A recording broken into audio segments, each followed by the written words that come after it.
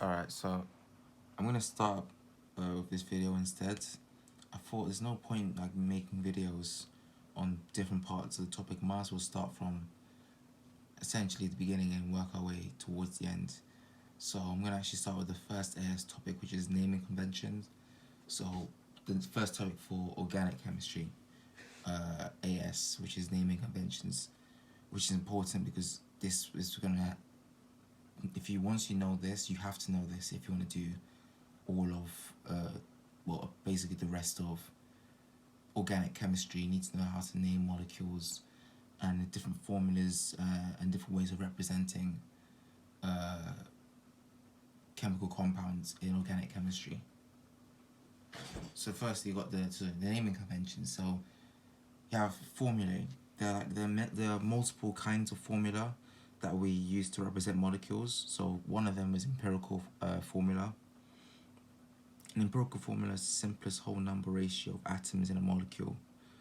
So, for example, CH3 is the empirical formula for ethane, or CH is the empirical formula for benzene. So ethane is, as you know, is C2H6, but that could be, if I was to get the simplest ratio, C2H6, you can get that down to CH3, or C6H6 for benzene, you can get that down to just CH. It's a 1-to-1 ratio. Next we have molecular formula. The molecular formula of a compound gives the number of each type of atom in a molecule.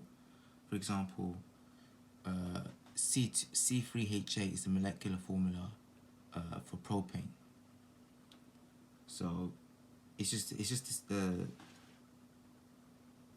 so all you're doing is literally just counting how much of each molecule you have, and then just writing it down on a list. So you always put your C first and your H after that.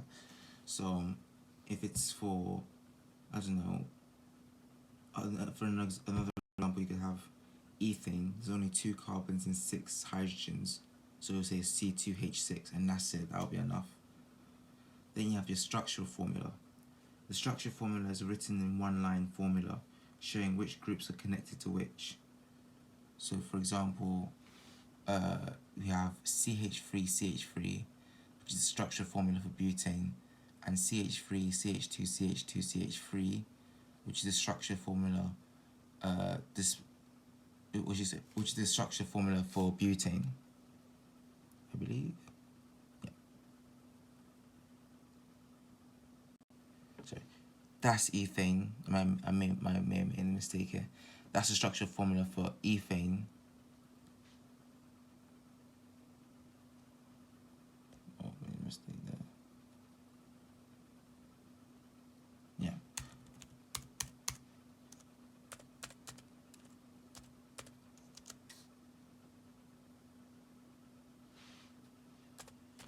And that is for butane. So you'll be listing out your compound from whichever side, left to right, saying which groups are connected to which. So CH3, CH2, CH2, and a CH3 in that order, and then that will get you a butane. And if you have any side groups, you represent it by having a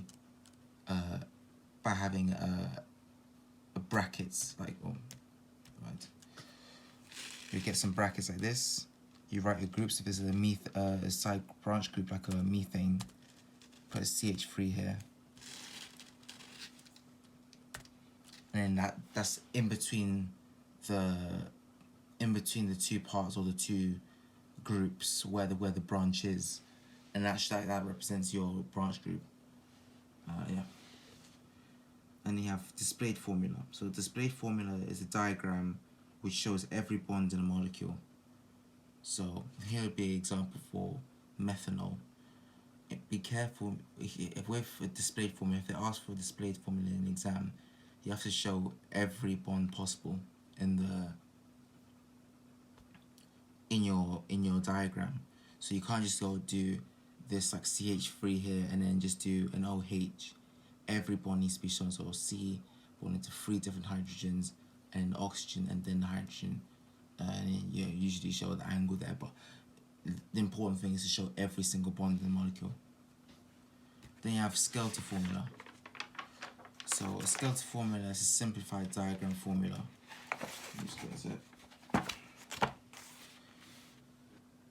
A skeletal formula is a simplified displayed formula. So it's just a very simplified version of this, where the hydrogen atoms are not shown and the carbon atoms are not shown. So the hydrogen atoms are not shown and the carbon atoms are at the corner of every line. So every corner that's represented in this represents a carbon atom. So a skeleton, and the whole point of this is to show the skeleton of the molecule, hence the name. So there's there. There we go. So each corner represents a carbon. So there's one carbon here, one carbon here, one carbon here, one carbon here, one carbon here, one carbon here, and then that represents that's 1, 2, 3, 4, 5, 6 carbons, and then you have your OH here. So if I was to draw this out, I would draw. I'm pretty much drawing hexanol, hexantiol, and then one of the groups here, instead of it being a hydrogen, would have been the OH. But it's much easier to draw this out because you already know there's hydrogens there. You don't need to draw the hydrogens out, so you just do it like this. Alright, so getting on to the next part. So homologous series. So there's firstly one naming convention is the formulae. Another naming convention is homologous series. Homologous series is a set of compounds with the same functional group. Members of a homologous series have very similar properties because they have the same functional group. General formula. Every homologous series has its own general formula.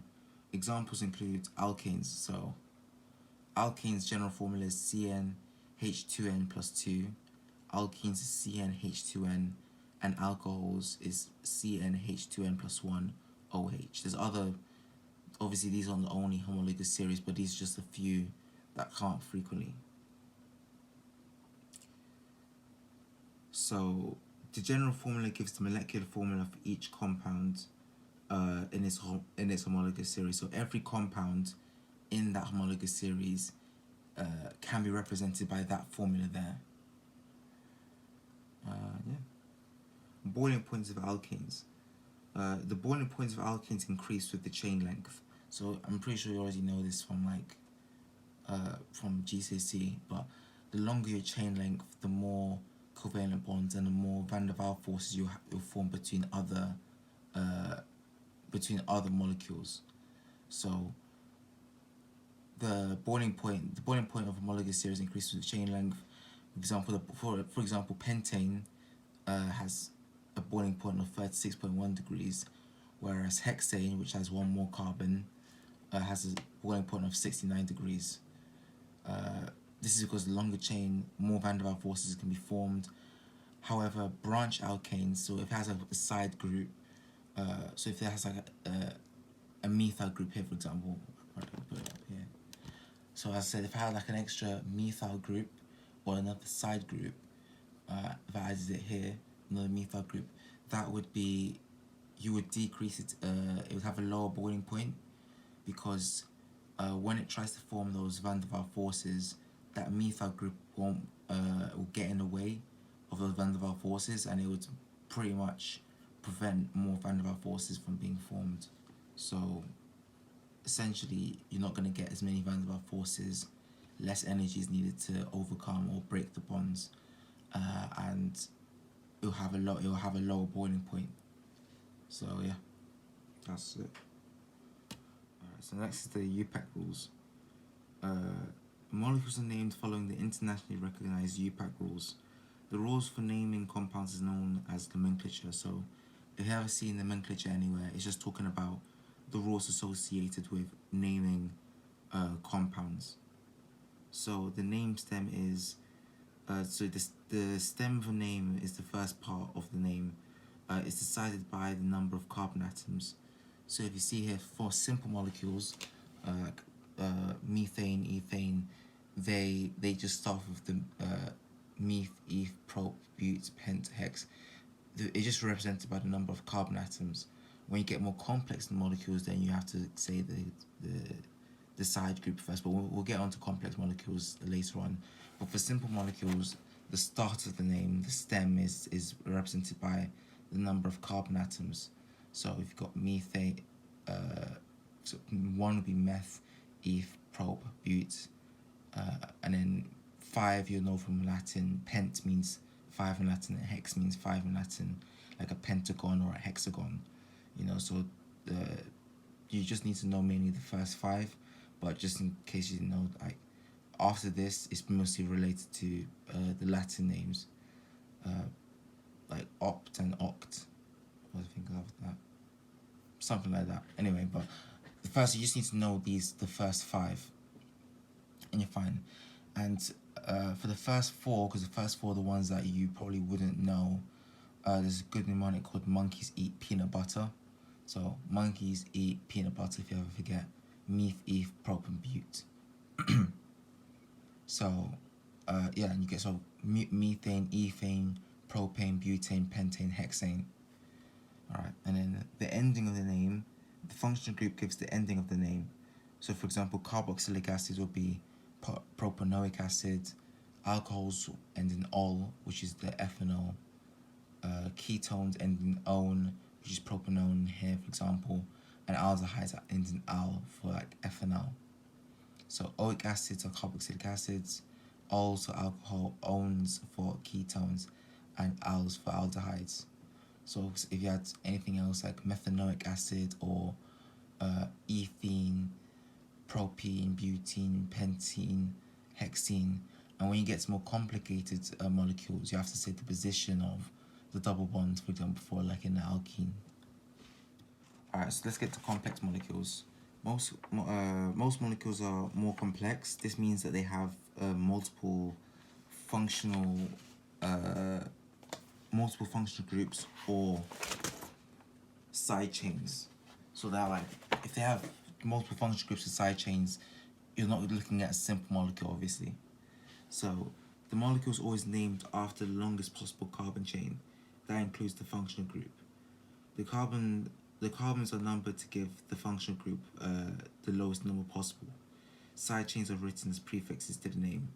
So you always count from first of all, when you're trying to decide the name, you need to go and give I've just picked out these ones randomly, but if I was to name it, you always pick out the one with the function group that's the function group that decides the molecule, or the most important, the function group that reacts, the part that reacts in a reaction. That's the most important functional group. If there's more than one functional group, if you can't decide whether if there's like more than one functional group, like a carboxylic acid and an alcohol group, the carboxylic acid takes more control, or it takes more of a preference than the alcohol group, because that's the part of the molecule that would react. For this one here, it's just a simple one. It's only really the only functional group that matters here is this alcohol group here. So you'd always start from the position of closest to the functional group. So this case would be, if we're counting it, so 1, 2, 3, 4, 5, 6. That's the longest carbon chain. We won't go up here because I would only go up to 5 at 1, 2, 3, 4, 5. So yeah, so this is what else? So we say 6 and this methyl group here. So 1, 2, 3, 4. At the 4th carbon is a methyl group. So we always mention out the methyl group first. So we would call this 4. I'll probably write it down here somewhere. 4 methyl. We always put a hyphen between here as well. 4 methyl, and then the longest carbon chain, which is hex, and then we put the position of because it's an alcohol, we have to say this is hexanol. We know this is hexanol, but we have to tell the position of the functional group, and this is clearly at position 1. So we say hexan 1-ol.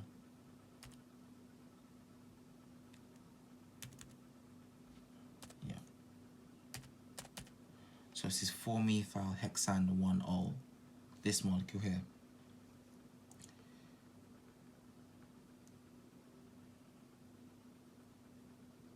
yeah, so when we're talking about cyclic groups or anything like that, it always had the name cyclo is always in the name. Apart from benzenes or benzene rings, whenever it's like a ring type structure, we always say cyclo in the name. So at the start of the name, it'll be, it's always, the start of the name is always cyclo. So in this case here, we have cyclohexanol, and you don't have to say cyclohexan 1-ol because it doesn't matter which position it is in. It's always going to be cyclohexane 1-ol. It's always going to be the first carbon anyway. This is going to be cyclohexane, and this is always going to be cyclohexanone. Yet again, you don't have to say which part of it is because it's always going to be. You don't have to say cyclohexane 1-ol because it's always going to be carbon 1 here. I decided to make one up, so okay, I'll make one up here. This work. Good. Alright, I'll make one up here.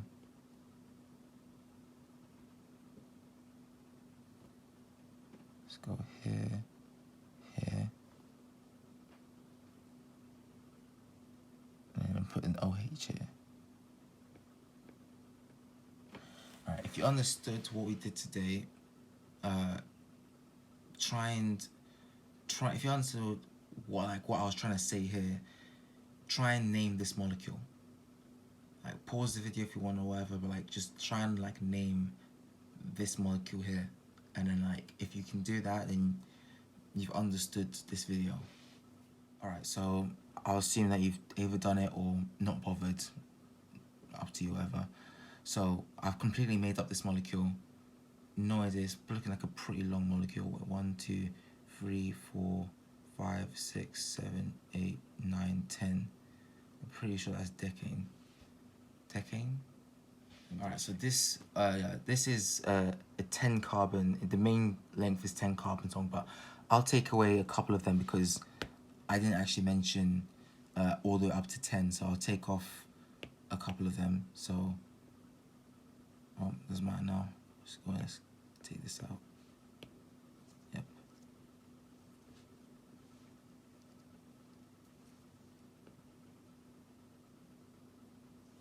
Jesus, that's horrible.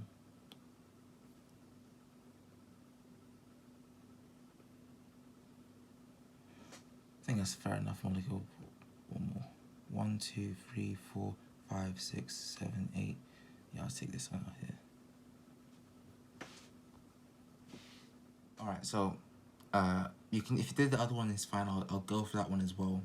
But try to do this one if this was probably a bit easier and a bit easier for you to understand. So try and do that one. Pause the video now and try and do it. If not, I'm just gonna go straight through it now. Alright, cool. So just made it up right now. So first thing we do, we count the longest carbon chain. 1, 2, 3, 4, 5, 6. Don't. We always count from this side because this is the side with the functional group. So it would be 1, 2, 3, 4, 5, 6. So in this order. No, this order. Put this away. We're going in this direction here. And then we have this group here. We're not going to go, so 1, 2, 3, 4, 5, 6. Either way, even if you go through this way or this way, it's still going to be, the naming of it will be still the same. This is 1, 2, 3, 4, carbon number 4. So we will say 4 ethyl, because this is an ethyl group here, not a methyl. 2 groups here, so 2 carbons in the branch group. This one here or this one, it doesn't matter. So it would be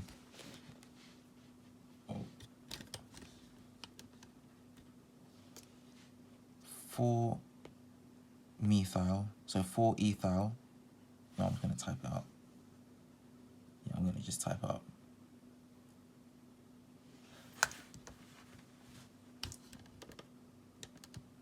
Let's get rid of this one here. So 4 ethyl. And then we said here that it's a 6 carbon long molecule. So it would be hexane and it's 1-ol. I think I'm making the same molecule. I didn't even realize I made the same molecule, but okay. Hexan 1-ol.